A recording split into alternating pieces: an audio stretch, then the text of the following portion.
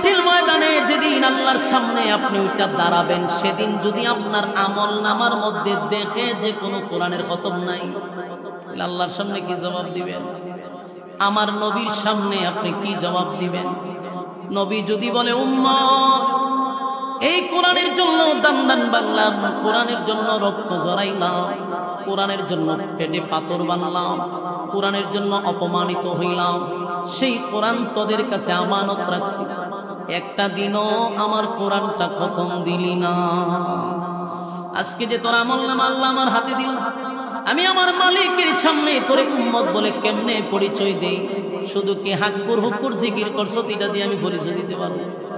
তুই যে হাক্কুর করলি আর গুতাগুতি করলি, লাফালাফি করলি, এটা দিয়ে তো আমি উম্মত পরিচয় দিতে পারি না। উম্মত পরিচয় দিতে গেলে আমি নবীর সুন্নত তোর আমল নামায় থাকতে হবে, আমি নবীর তরিকা তোর আমল নামায় থাকতে হবে, আল্লাহর হুকুম তোর আমল নামায় থাকতে হবে, আমার মালিকের কোরআন তেলাওয়াত তোর আমল নামায় থাকতে হবে। গজল আর জিকির দিয়া গান দিয়া আমার উম্মত হওয়া যায় না। যুবক ভাইরা, সেদিন আমার নবী লজ্জিত। কেন লজ্জিত? আমার উম্মতের আমল নামায় একটা কোরআনের খতম নাই রে, একটা কোরআনের খতম নাই। নবী আফসোস করে বলবে, হায় উম্মত, কি করলি, একটা কোরআনের খতম দিতে পারলি না। কিন্তু এই সূরা ইখলাস কুল ফল্লা আমাদের জন্য একটা নিয়ামত। যদি কোনো বান্দা বান্দি সূরা কুল ইখলাস মানে কুল ফল্লা সূরা যদি একবার পড়ে 10 পারার সওয়াব পাওয়া যায়, 2 বার পড়লে 20 পারা, 3 বার পড়লে একটা খতমের সওয়াব আল্লাহ তার আমলনামায় দেয়। এই সওয়াব দরকার আছে নি? আমার সঙ্গে পড়ুন, কুল হুয়াল্লাহু আহাদ আল্লাহুস সামাদ লাম ইয়ালিদ ওয়া লাম ইউলাদ ওয়া লাম ইয়াকুল লাহু কুফুয়ান আহাদ। এই মুহূর্তে যারা পড়ছেন প্রত্যেকের আমলনামায় 10টা করে নেকি, 10 পারার 10 পারার পুরা সওয়াব আপনার আমলনামায় ঢুকছে এই মুহূর্তে। আরেকবার পড়ুন, কুল হুয়াল্লাহু আহাদ আল্লাহুস সামাদ লাম ইয়ালিদ ওয়া লাম ইউলাদ ওয়া লাম ইয়াকুল লাহু কুফুয়ান আহাদ। এই মুহূর্তে যারা পড়ছেন 20 পারার সওয়াব আমলনামায় ঢুকছে। আরেকবার পড়ুন, কুল হুয়াল্লাহু আহাদ আল্লাহুস সামাদ লাম ইয়ালিদ ওয়া লাম ইউলাদ ওয়া লাম ইয়াকুল লাহু কুফুয়ান আহাদ। আমার যুবক ভাইয়েরা, মুরব্বী বাবারা, এই মুহূর্তে আমার সঙ্গে যারা পড়লেন, আল্লাহর কসম, এই মুহূর্তে প্রত্যেকের আমলনামায় একটা করে কোরআনের খতম আপনাদের আমলনামায় আছে। এই মাহফিল তো আমি মনে করি সাকসেস এই কারণে, কারণ প্রতিটা মুসল্লিদের আমলনামায় একটা করে কোরআনের খতম আছে। তাহলে এখানে যতক্ষণ আছে সব মানুষের আমলনামায় একটা খতম কোরআন আছে। সুবহানাল্লাহ! এতগুলা কোরআনের খতম আমরা দোয়া করি, সবগুলা কোরআনের খতমের সব নবীর রওজা আল্লাহ পৌঁছায়া দাও। এমন এই এলাকার প্রত্যেকটা মুর্দা গানের কবরে সব পৌঁছায়া দাও, আমিন। আমার যুবক ভাইরা, এই সূরা ইখলাস যদি প্রতিদিন 3 বার পড়ে এক খতম সওয়াব, 365 দিনে 365টা খতম। মরার আগ পর্যন্ত যদি আপনি আমি পড়তে থাকি, যেদিন আপনি মারা যাবেন হাসরের মাঠে আপনার আমলনামা তোলা হবে, সেদিন দেখবে শুধু কোরআনের খতম আর খতম। সুবহানাল্লাহ! আমার নবী সেদিন আনন্দে বুকটা ভরে যাবে উম্মতের প্রতি। উম্মতের আমলনামায় এতগুলা কোরআনের খতম। যুবক ভাইরা আমার, বলুন তো দেখি, 3 বার পড়তে গিয়ে 1 ঘন্টা লাগে? 3 বার পড়তে 1 মিনিটও সময় লাগে না, কিন্তু পড়তে আমরা রাজি হই না। এই 3 বার পড়লে খতম, এখানেই শেষ না। আল্লাহ নবী বলেন 10 বার যদি কেউ পড়ে তার আমলনামায় এত সওয়াব দেওয়া হয়, আল্লাহ খুশি হইয়া জান্নাতে তার জন্য বালাখানা তৈরি করা হয়। সুবহানাল্লাহ! এখানেই শেষ নয় গো যুবক ভাইরা, কেউ যদি সূরা ইখলাসের আমল করে, আমল হইল প্রতিদিন যদি পড়তেই থাকে, আমার আল্লাহ তার সম্মান আর মর্যাদা বাড়ায়া দিবে। রাসূল আরবি সাল্লাল্লাহু আলাইহি সাল্লাম যখন দাওয়াত দিতেছে 3 দলায় বাধা দিছে। বাধাটা কি? এনাদের সিস্টেমগুলো কি সুন্দর করে গুছায় আনে। প্রথম কথা হইল যে আমরা তোমার জন্মের আগ থেকে ধর্ম প্রচার করতেছি, আমরা দাওয়াত দিতেছি, তুমি কেন নতুন করে ধর্ম প্রচার করবা? তুমি কেন কালেমার দাওয়াত দিবা? হেরা যে দিতেছে এটার কোন সমস্যা নেই, এরা বাতিল ধর্ম প্রচার করতেছে, সমস্যা নেই। আল্লাহ রসুল যখন কালেমার দাওয়াত দিয়ে 3 দলায় বাধা দিচ্ছে। প্রথম দিক দিয়া তারা অফার টফার দিছে, রাসূল বিভিন্ন লোভনীয় অফার দিচ্ছে যে মাঝখানে এই ফাটল দৃষ্টি করার দরকার নাই, আমরা শুধু টাকা লাগে টাকা দিব, বাড়ি চান বাড়ি দিব, গাড়ি চান গাড়ি দিব, রাজত্ব চান রাজত্ব দিব, নারী ছেলে নারী দিব, যা চাইবেন সবই দিব, কিন্তু দাওয়াত দিয়ে না। রাসূলকে কি আর কিনা সম্ভব? সব নেতারে কিনা যায়? কিনা সম্ভব? রাসূল এদের অফার প্রত্যাখ্যান করলেন।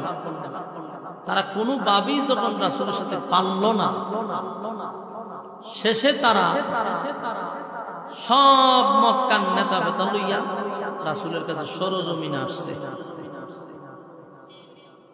সরজমিনে আইসা তারা রাসূলের কাছে বলা বলি করতে লাগলো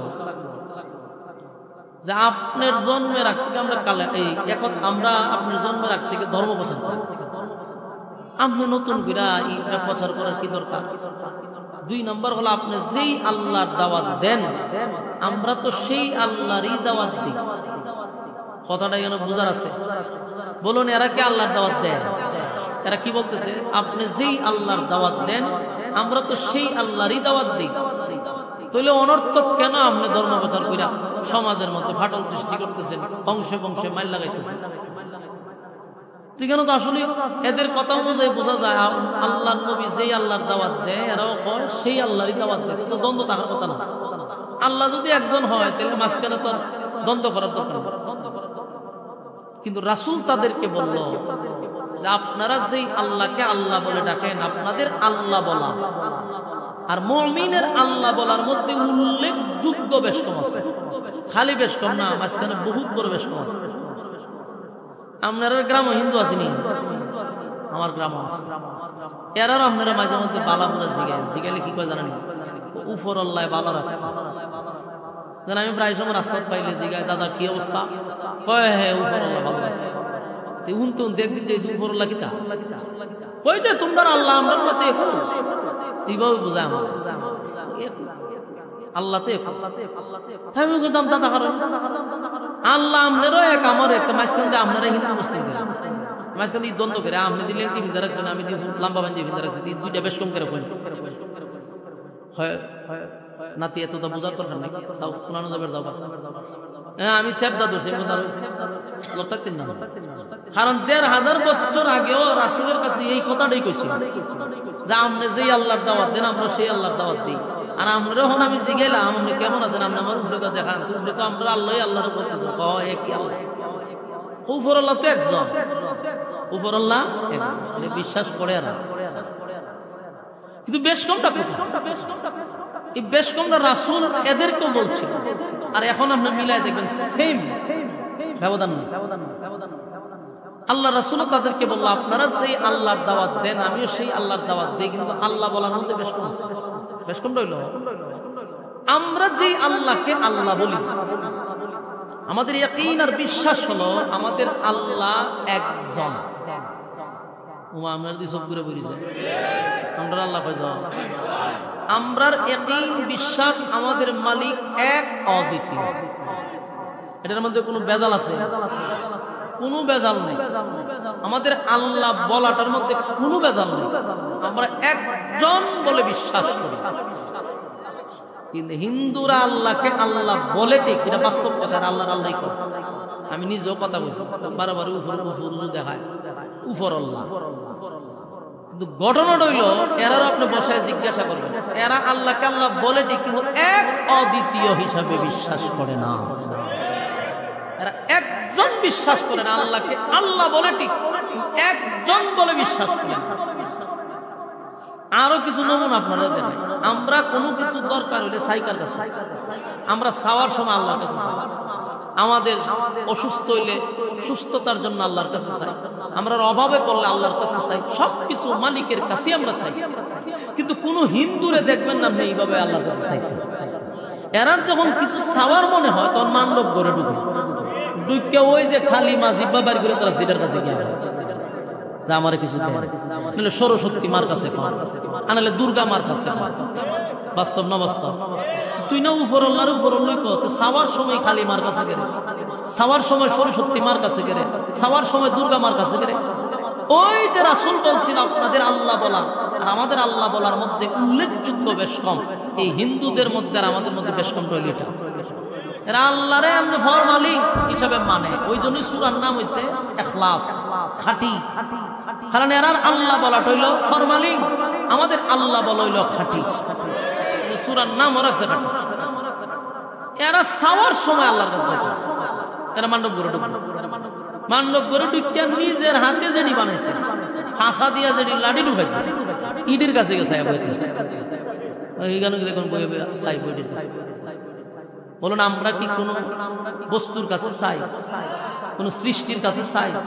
আমরা স্রষ্টার কাছে চাই, আমরা সৃষ্টির কাছে চাই না। এরা সৃষ্টির কাছে চায়, স্রষ্টারে বিশ্বাস করে যে স্রষ্টা একজন আছে, কিন্তু একজন বইলা বিশ্বাস করে না, উপরল্লাহ আছে একজন না, সাথী সঙ্গী হইল গিয়া নিজের হাতে যেগুলো বানাইছে,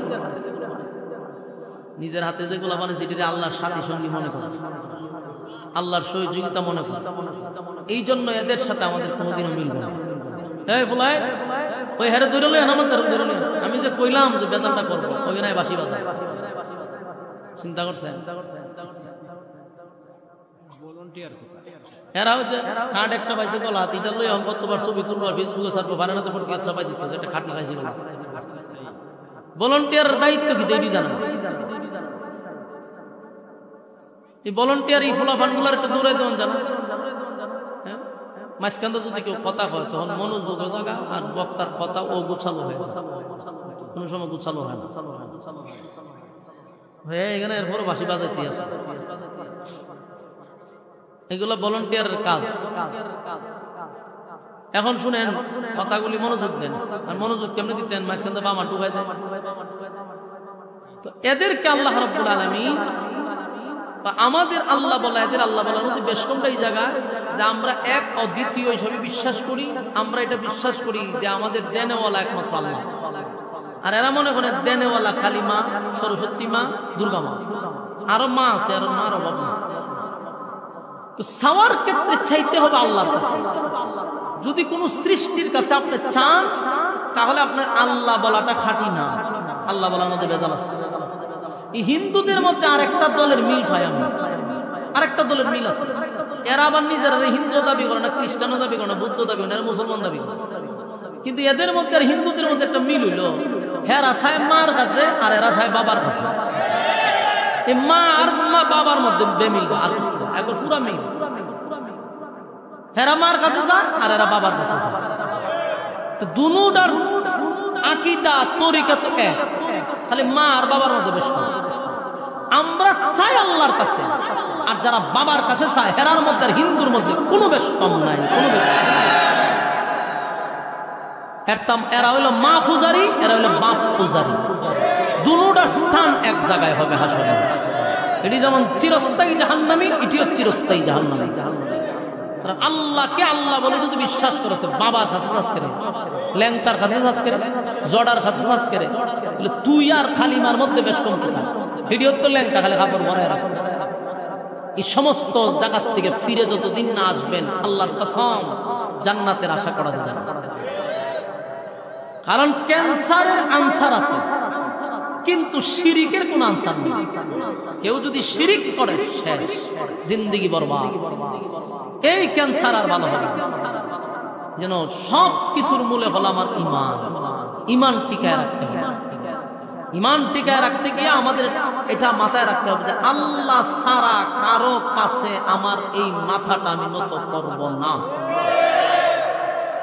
এতে যদি আমি দেখি এক ফির আকাশে দা উড়ে যেতেছে, এটা কোনো কেরামতি না। আকাশে তো শয়তান উঠতে পারে, এটা কোনো কেরামতি না। কিন্তু আমি তার কাছে মাথা নত করবো না। মাথা বানাইছে আল্লাহকে সেজদা দেওয়ার জন্য, নত করার জন্য আল্লাহর কাছে। বাবার কাছে, ল্যাংটার কাছে, জড়ার কাছে মাথা নত করতে। এই সমস্ত শিরিক থেকে যতদিন মানুষ না বাঁচবে ততদিন তার ইবাদত বন্দেগী 4 পয়সার কোনো কাজ আসবে না। নামাজ পড়বে, তুই গিয়ে সেজদা দিলি, তুই তো সব শেষ। শিরিক করে বসে রয়েছে। শিরিক যারা করে এরা আর কাফেরের মধ্যে তো কোনো পার্থক্য নাই। দুটোই তো মুশরিক, দুটোই তো জাহান্নামী। বেশ কম কথা। এই জন্য কথাগুলি অনেকের কাছে একেবারে বিষাক্ত লাগে না। আমি আমার মিশন লয়ে এলাম, সেটা আমি চালাই যাবো। আমি আমার জায়গার তেজাটা শুরু করছি, এটা আমি থামাতামি নাই। ইতা ঝড় তুফান কত কিছু আমার উপরে দেখেছে, আমি ড্যাম কেয়ার। আগে খেললা তোমরা ডর্জন হিসাব বল খাইয়া গেছে। তখন কিতা, তখন আম্মাও নাই, ক্ষমতাও নাই। তখন সাবাবাজি করবা, সাবার দাঁত ফালা দিব বাইরে। আম্মা থাক, তুই খেলছস, আর আম্মা তো নাই। আগে তো তোরা আম্মার ফাওয়ারে চলছিস, তোরা আম্মা থাকতি ফাওয়ার আমরা দিকে চলছিস। আর এখন তো আম্মা নাই, ডাবল ফাওয়ার হবে। এইটা জানি না, ডাবল ফাওয়ার। বাইরে ফিটের সামরা কেন তুলন লাগে, এটা আমরা জানা আছে। আগে তো জামাত শিবির কইছস, এখন ডাইরেক্ট জামাত কো শিবির কো, কোনো অসুবিধা নাই। জামাত এবং শিবিরের লোকে আমার অসুবিধা নাই।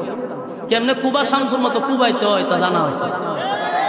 তখন আমরা রূপ দেখবে বালা ফের, অতদিন তো দেখাইতেছে, দেখবে এখন কত বকা বকি। এই জন্য আমার মিশন একটাই, শিরিক করা যাবে না, বেদাত করা যাবে না, আল্লাহ ছাড়া কারো কাছে মাথা নত করা যাবে না। কথা কি ক্লিয়ার? বেজাল উজাল আছে? বেজাল না। তো আল্লাহ রাব্বুল আলামিন একত্ববাদী খোদার দাওয়াত রাসূল যখন দেওয়া শুরু করছে, এই লোকগুলা এসে রাসূলকে বুঝাইতেছে, আপনার আল্লাহ যে আল্লাহর দাওয়াত দেন, আমরা তো সেই আল্লাহর দাওয়াতই দিই, মাঝখানে কেন আপনি দূরত্ব সৃষ্টি করতেছেন? রাসূল বলল, আপনাদের আল্লাহ বলা আমাদের আল্লাহ বলার মধ্যে বেশ কম আছে। তারা যখন কোনোভাবেই রাসূলের সাথে যুক্তি তর্ক করে পারল না, তখন তারা কয় আমরা কিছু প্রশ্ন আছে। 4টা প্রশ্ন করছে। কয়টা? 4টা প্রশ্ন। ঠিক আছে, আপনার আল্লাহ আমরা আল্লাহ যেহেতু এক না, তাহলে আমরা আপনার কাছে প্রথম প্রশ্ন জানতে চাই, আপনার আল্লাহ টোটাল কতজন? ওই 3 দল প্রশ্ন করে রাসূলকে যে আপনার আল্লাহ টোটাল কতজন? কারণ এরা তো এক আল্লাহ সন্তুষ্ট না, এই জন্য নবীরে জিজ্ঞে আপনার আল্লাহ কতজন। এটা হলো তাদের প্রথম প্রশ্ন, আপনার আল্লাহ কতজন। 2 নম্বর প্রশ্ন, আপনার আল্লাহর কাজটা কি, করেটা কি করে। 3 নম্বর হলো, আপনার আল্লাহ বিয়া শাদী করছিলেন, ছেলে মেয়ে আসেনি, এই প্রশ্ন করছে। 4 নম্বর প্রশ্ন, আপনার আল্লাহর ক্ষমতা কি পরিমাণ, শক্তি আছে। মুরব্বী কথা কই না, আপনি যদি নাতির লোক এখানে আরম্ভ করেছেন কথা দরবারণ্যে পড়ছেন। এখন কটা প্রশ্ন শুনলেন? এই আলোচনার মেইন টপিক এখানে আপনি মনে রাখতে হবে। কটা প্রশ্ন?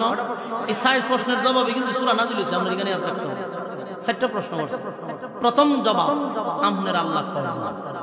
ওই তাদেরই বিতর্কিত প্রশ্নের জবাবে আল্লাহর ডিটেইলস পরিচয়, আল্লাহর পরিচয় তুলে ধরছে এই সূরা ইখলাসের মধ্যে। তাদের বিতর্কিত প্রশ্নের জবাবে আল্লাহ কুলহু আল্লাহ সূরা নাজিল করছে। নাজিলের কারণ তো বুঝছেন, এরা যখন বিতর্কিত একের পর এক প্রশ্ন শুরু করছে, আল্লাহ তার ডিটেইলস বর্ণনা করছে সূরা ইখলাসের ভিতরে। এজন্য এই সূরাটাকে বলা হয় শানে ইলাহি, আল্লাহর সম্মান মর্যাদা এই সূরার ভিতরে ডিটেইলস আলোচনা। তো তাদের প্রথম প্রশ্নের জবাব আল্লাহ দেয়, কুল হুয়াল্লাহু আহাদ আল্লাহুস সামাদ লাম ইয়ালিদ ওয়া লাম ইউলাদ ওয়া লাম ইয়াকুল লাহু কুফুয়ান আহাদ। 1 নম্বর প্রশ্ন হলো কুল হুয়াল্লাহু আহাদ। তারা প্রথম প্রশ্ন করছে, আপনার আল্লাহ কয়জন, আপনার আল্লাহর সাথী সঙ্গী কয়জন। তাদের এই প্রশ্নের জবাবে রব্বে কারীম বলেন, কুল হুয়াল্লাহু আহাদ, নবী আপনি বলুন আমি আল্লাহ একক। এই প্রশ্ন কটা করছে আপনারা কিন্তু ইয়াদ রাখতে হবে। আলোচনা করছিলাম কয় ভাগে, 1 ভাগ কিন্তু শেষ, নাজিলের কারণ শেষ। এমন হলো সরল তরজমা, ওই প্রশ্নের জবাব আল্লাহ দিতেছে, কুল হুয়াল্লাহু আহাদ, নবী আপনি বলুন আমি আল্লাহ একক, অদ্বিতীয়, আমার কোনো সাথী নেই, আমার কোনো সঙ্গী নেই। আল্লাহ এক অদ্বিতীয়, মালিকের সাথী নাই, সঙ্গী নাই, কোনো ইলাহ নাই। স্পষ্ট রব্বে কারীম সূরা ইখলাসের মধ্যে বিষয়টা একদম ক্লিয়ার করছে। আমি আল্লাহ একক, অদ্বিতীয়, আমার কোনো সাথী নাই, আমার কোনো সঙ্গী নাই। 2 নাম্বার প্রশ্ন হলো, আপনার আল্লাহ করে কি? আপনার আল্লাহর কাজ কি? আল্লাহ বলেন আল্লাহুস সামাদ। আমি অমুকাফিক, আমি কারো উপর ডিপেন্ড করি না, আমি কারো উপর নির্ভর না। কুল কায়নাত কার উপর নির্ভর? আল্লাহ রাব্বুল আলামিন বলেন, আমি মানুষকে রিজিক দেই, মানুষ আমার উপরে ডিপেন্ড করে, আমি কারো উপর ডিপেন্ড করি না। 2 নাম্বার প্রশ্ন তাদেরকে দিয়া দিল। 3 নাম্বার প্রশ্ন হলো, আপনার আল্লাহ বিয়া শাদী করছে, ছেলে মেয়ে আসেনি? এই প্রশ্ন করারও কারণ আছে। ইহুদিরা মনে করে খোদা হইল 3, খ্রিস্টানরা মনে করে খোদা 3 জন, খোদাতে 3 জন মনে করে। এর মধ্যে আল্লাহ একজন, মরিয়ম হইল আল্লাহর বউ, আর ঈসা হইল আল্লাহর ছেলে। নাউজুবিল্লাহ। এইলো ইহুদি খ্রিস্টানদের আকীদা, এরা 3 খোদায় বিশ্বাসী। এই জন্য ইহুদিরা প্রশ্ন করছে, খ্রিস্টানরা প্রশ্ন করলো, আপনার আল্লাহ কতজন? আপনার আল্লাহ কি বিয়া শাদী করছে, ছেলে মেয়ে আসেনি? এদের এই প্রশ্নের জবাবে রব্বে কারীম বলেন, লাম ইয়ালিদ ওয়া লাম ইউলাদ, লাম ইয়ালিদ ওয়া লাম ইউলাদ। আমি আল্লাহ কারো কাছ থেকে জন্ম নেই নাই, আমি আল্লাহ কাউকে জন্ম দেই নাই। বলুন, আল্লাহ কারো কাছ থেকে জন্ম নিছে, জন্ম দিছে? মালিক কারো কাছ থেকে জন্ম নেয় নাই, মালিক কাউকে জন্ম দেন। তাহলে তাদের 3 নাম্বার প্রশ্ন ছিল, আপনার আল্লাহর ছেলে মেয়ে আসেনি? রব্বে কারীম বলেন, লাম ইয়ালিদ ওয়া লাম ইউলাদ। আমি আল্লাহ কারো কাছ থেকে জন্ম নেই নাই গো, আমি কাউকে জন্ম দেই। 3 নাম্বার প্রশ্ন শেষ। 4 নাম্বার হলো, মূর্তি পূজারীর পক্ষ থেকে আপনার আল্লাহ কি আমাদের সাথে লাগলে পারবে? হয় আমরা খুদার সাথে লাগলে পারবো না, আমরা আল্লাহ। কারণ একজন হচ্ছে যে এরা তো মনে করে যে আমরা খুদার রিজা বই আছে 360 জন, খানা খাবার দিচ্ছে বইরা রাখছে। আর এছাড়া রিজার্ভের বাহিরে তারও খুদা আছে, যে বট গাছ আপনার বাড়ি, এবারে তুলসী গাছ, আরো অনেক। তো এরা নবীরে প্রশ্ন করে, আপনার আল্লাহ পারবো না? এদের এই জবাবে রব্বে কারীম বলেন, ওয়ালাম ইয়াকুল লাহু কুফুয়ান আহাদ। আমার সমতুল্য, আমার সমকক্ষ কেউ নাই, কেউ নাই। এই যারা প্রশ্ন করছে মূর্তি পূজারী, আপনার আল্লাহ আমাদের সঙ্গে লাগলে পারবো না, শক্তি কি পরিমাণ আছে? ঠিক এই প্রশ্নটা ইব্রাহিম খলিলুল্লাহকে নমরুদে করছিল। একই প্রশ্ন নমরুদ করছে 1000 বছর আগে। এরাও মূর্তি পূজারী ছিল। মূর্তি পূজারীদের এই প্রশ্ন নমরুদ করছিল। ইব্রাহিম খলিলুল্লাহরে বলতো, ইব্রাহিম রে, তোমার মালিককে আমি নমরুদের সঙ্গে লাগলে পারবো? নাউজুবিল্লাহ। ইব্রাহিম খলিলুল্লাহ বলছিল, মালিক সে কত বড় নাফরমান, কত বড় খম্বক, আপনার জমিনে তাইকা আপনার নিয়ামত গ্রহণ কইরা তারে আপনি গোটা পৃথিবীর বাদশা বানাইলেন। আজকে সে আপনাকেই বলে আপনি লাগলে নাকি তার সাথে পারবেন? কত বড় মাথা মোটা নমরুদ। ইব্রাহিম খলিলুল্লাহ বারবার তারে নসিহত করে, নমরুদ রে, সীমা লঙ্ঘন করিস না, বেশি বাড়িস না, বেশি বাড়লে কিন্তু তুই আবার ধ্বংস হবি। নমরুদ বারবার ইব্রাহিম খলিলুল্লাহর সঙ্গে তর্কে যায়, খালি হয় পার। কারণ নমরুদ আমার মালিকে গোটা পৃথিবীর রাজত্ব দিছিল, 1টা 2টা রাষ্ট্র নয়, গোটা পৃথিবীর রাজত্ব দিছিল নমরুদ দ্বারে। এত পাওয়ার নমরুদ রে দিছিল।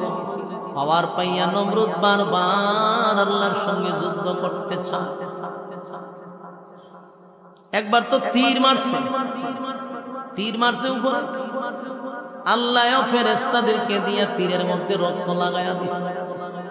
দেহের কলিজা ঠান্ডা হোক, রক্ত দেখে এখন ডিজে গানের আয়োজন শুরু করছে। দেখছো নি ইব্রাহিমের আল্লাহরে মাইরা বানাইছে।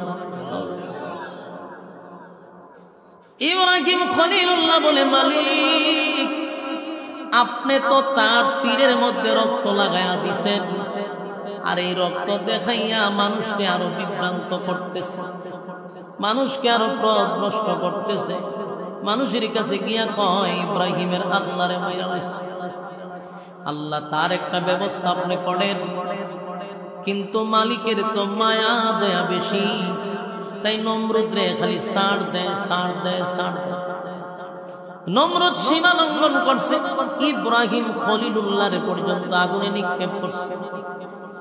চরম পর্যায়ের বেয়াদবি করছে, গাউরামি করছে, তেরামি করছে। তারপর আল্লাহ তারে ছাড় দিছে। কিন্তু একটা সময় নমরুদ বারবার ইব্রাহিম রে বলে, ইব্রাহিম রে বলো না তোমার আল্লাহ আমার সঙ্গে যুদ্ধ করবো। চিন্তা করে নিজের বিপদ নিজে ডেকে আনে। ইব্রাহিম খলিলুল্লাহ বলেন, আমার মালিকের সাথে যুদ্ধ করার ক্ষমতা তোর কিভাবে থাকবে? নমরুদ রে বেশি বাড়িস না, খালি বুঝাইতো নমরুদ সীমা লঙ্ঘন করিস না। আমার মালিক যদি চায় তাহলে তোরে ধ্বংস করে দিবে, কিন্তু তোর প্রতি আমার মালিকের দয়া মায়া আছে। কিন্তু নমরুদ তো শুনে না। নমরুদ কয় আমি প্রস্তুত, আমার বাহিনী আছে। নমরুদে কয় আমার 50 কিলোমিটার এরিয়া নিয়ে বাহিনী দাঁড় করাবো। বলো না তোমার মালিক আমার সঙ্গে যুদ্ধ করবো। ইব্রাহিম খলিলুল্লাহ বলে, মালিক আপনি তারে মায়া দয়া দিয়ে এমন বাড়ানি বানাইছেন, এখন সে ওপেন আপনার সঙ্গে যুদ্ধ করার জন্য ঘোষণা দেয়, মানুষে বিভ্রান্ত করে। আল্লাহ মানুষ বিভ্রান্ত হচ্ছে, তার একটা ব্যবস্থা আপনি করেন। একটা পর্যায়ে আল্লাহ বলেন, ইব্রাহিম ঠিক আছে, তারে বলো সে যেন প্রস্তুত থাকে। আল্লাহ বলে, ইব্রাহিম খলিলুল্লাহ বলেন, এ নমরুদ তুই তোর বাহিনী লইয়া প্রস্তুত থাক। ইব্রাহিম খলিলুল্লাহ বলার সাথে সাথে নমরুদটাও কত বড় মাথা মোটা, সেও তার বাহিনী গুলারে রেডি করছে আল্লাহর সাথে যুদ্ধ করতে। কিতাবে লেখছে 50 কিলোমিটার এরিয়া। কি বুঝেন 50 কিলোমিটার এরিয়া? বাড়িতে এখান থেকে বাউনবাড়িয়ার থেকে আর বেশি। ঈশ্বরা এরিয়াটা নিয়ে শুধু বাহিনী আর বাহিনী। কারণ নমরুদ একটা দেশের বাদশা ছিল না, গোটা পৃথিবীর বাদশা ছিল। তাই সব জায়গা থেকে বাহিনী এক জায়গায় জড়ো করছে, সব বাহিনী এক জায়গায় জড়ো করছে। সবগুলা লোহার পোশাক পরিধান করা, অস্ত্র নিয়া দাঁড়ায় আছে আল্লাহর সঙ্গে যুদ্ধ করো। ইব্রাহিম খলিলুল্লাহ বলে, মালিক কত বড় নাফরমান, চিন্তা করেন সে প্রস্তুত আপনার সঙ্গে যুদ্ধ করতে। আল্লাহ কয় অসুবিধা নাই, এ সীমা লঙ্ঘন করছে, এমন এর সাইজ করা দরকার। 50 কিলোমিটার এরিয়া লইয়া যখন বাহিনী নিয়া নমরুদ দাঁড়াইছে আল্লাহর কাছে, নমরুদ বারবার ইব্রাহিমের কাছে কয়, ইব্রাহিম তোমার আল্লাহর বাহিনী কেন আসে না? বলুন তো এই বাহিনী মারতে আমার মালিকের কি কামান বিমান লাগবে, যুদ্ধ বিমান লাগবে? কিন্তু এত অস্ত্র নিয়ে দাঁড়ায় আছে, লোহার পোশাক পরিধান করে দাঁড়ায় আছে, অহংকারের সাথে তাকব্বুরের সাথে দাঁড়ায় আছে। ইব্রাহিমকে বারবার বলে, বাহিনী কই? আল্লাহ বলে, ইব্রাহিম তারে বলে উপরের দিকে তাকানোর জন্য। নমরুদ উপরে তাকায়া দেখে কালো দুয়ার মতো সা সা করে নিচের দিকে নামতেছে। নমরুদ বলে, তোমার আল্লাহ কি বৃষ্টি দিবে নাকি? ইব্রাহিম কয় না, বৃষ্টি দিবে না। তাহলে এটা কি আসতেছে বলে টের পাইবি, সময় তো টের পাইবি। নমরুদ তার বাহিনীদেরকে ঘোষণা করলো, তোমরা প্রস্তুত থাকো, ইব্রাহিমের বাহিনী আসতেছে। এইভাবে যখন কিছুক্ষণ পরে নমরুদ তাকায়া দেখে যাকে যাকে যাকে যাকে এমন এক বাহিনী আসছে, যেই বাহিনীর থাফায় মারা যায়, থাফায় মেরে লিব। বাহিনীর নাম হলো মশা। বেশি বড় নাকি না ছোট? ক্ষুদ্র একটা মশা। আল্লাহ তো নমরুদের সঙ্গে যুদ্ধ করতে কামান বিমানের দরকার নাই, যুদ্ধ বিমানের দরকার নাই। ছোট্ট একটা প্রাণী, যেই প্রাণীটারে আমরা তাফা দিয়া মারি, সেই বাহিনী পাঠাইছে নমরুদের 50 কিলোমিটার এরিয়া নিয়া কোটি কোটি বাহিনীর ধ্বংস করার জন্য আমার মালিক পাঠাইছে মশা। যাকে যাকে এ প্রথম মনে করছে যেটা তো তাফায় মারা, যেই মাত্র মশা নামছে তার বাহিনীর উপর আক্রমণ করছে, তো দুনিয়ার মশায় তো রক্ত খায়। আর এটা যে মশা, এটা ভিতরে ঢুকে যাবে, ঢুকে একেবারে এইভাবে মিশিং, ওই যে আছে না ডিল মিশিং, ডিল মিশিং এর মতো ঘুরে গুইরা ভিতরে ফলি ফলি ঘুরে বাড়ি যাবে। সারা শরীর সাউলন চিনি সাল টালতে দল এরকম সাকনি একবারে সাইকেলাইছে পুরাটা শরীর, কয়েক সেকেন্ডে শেষ। একেবারে কোটি কোটি বাহিনীর মুহূর্তের ভিতরে মাটি ফলায় ফেসাইছে মশায় মশায়। নমরুদ দেশে আল্লাহর সাথে যুদ্ধ করতে, চিন্তা করছে কত বড় মাথা মোড়া।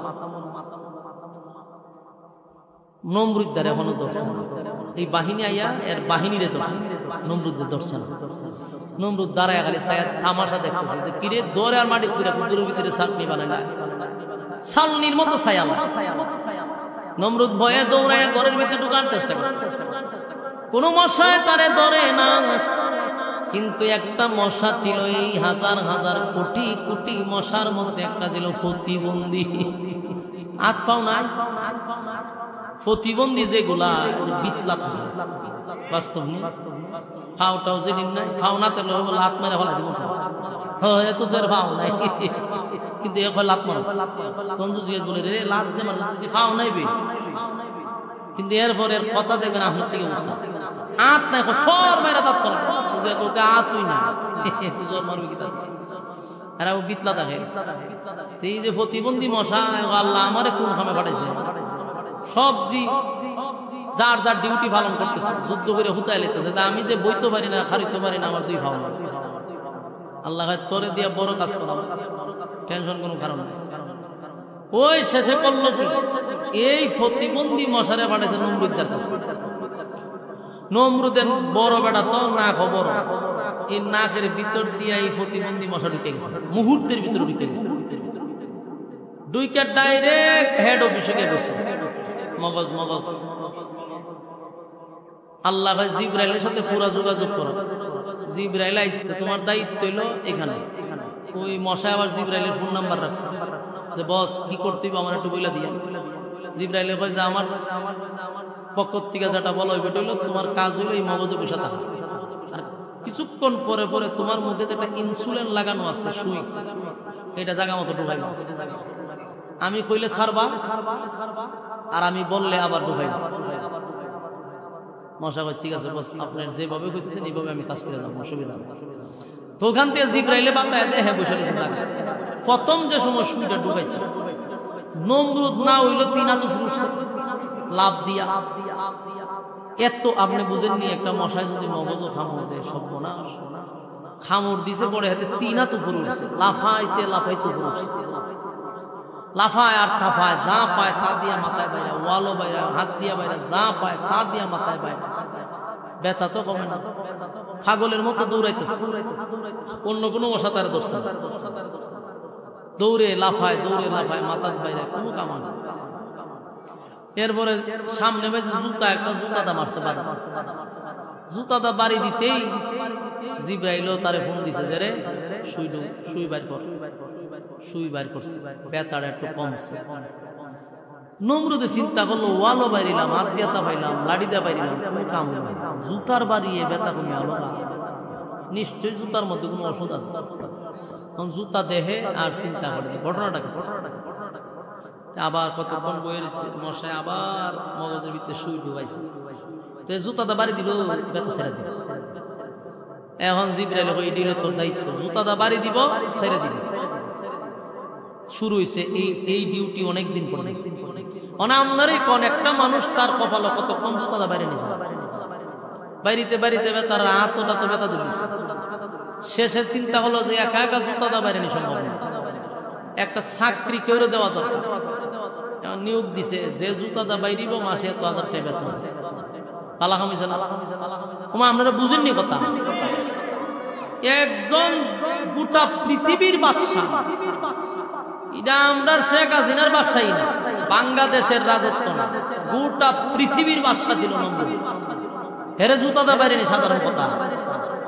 তখন এইরকম একটা জালেমরে যদি আপনি চাকরি পান, আপনি কি টাকা চিন্তা করবেন? কথা হয় না? মনে হয় আমরা বাংলাদেশের ওই যে মুরগি সুরা সারিয়ার কবি, হেরে যদি কেউ কইতো যে এর জুতাটা বাইরলে বেতন দেওয়া হইবে, আমি বললাম আমি টাকা দিমু, আমার এখন আমি চাকরিটা করি, খালি এর জুতাটা বাইরিতে মানে। তিরম কিছু লোক আছে না যে জুতাটা বাইরে নিয়ে একটা শখ, যে এর মতো ব্যক্তির 2টা জুতাটা বাইরে দেওয়ার দরকার। ইসলামের দুশ্মন, নবীর দুশ্মন, এদেরকে জুতাটা বাইরে নিতে। তো এক বেচারা চাকরি লইছে, জি স্যার আমি আছি। তখন এর কাজ হলো হত্যা করে করে জুতাটা বাড়ি দেবো। প্রথম তো শখে শখে বেরিয়েছে, কিন্তু একটা সময় তার শখ নাই, অনেক বেটারা জীবন নিয়ে করছে বিপদ। খানা খাইতে পারে না, জুতাটা বাড়ি দেয়।